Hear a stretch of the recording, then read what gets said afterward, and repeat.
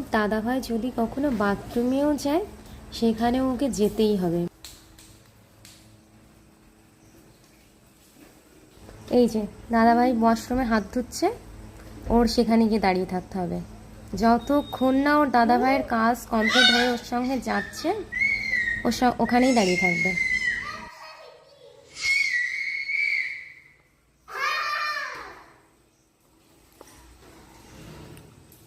মামা, look at this face. কি খুশি হয়ে গেছে ওর দাদাকে দেখে।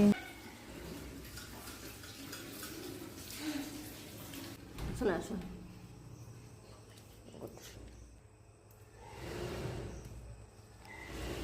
চলো। সবসময় আমাদের বাড়িতে এটাই হয়, যখনই বাথরুমে যাবে ও গিয়ে দাঁড়িয়ে থাকবে, তারপর দাদাভাই ওকে হাত ধরে ঘরে নিয়ে আসবে।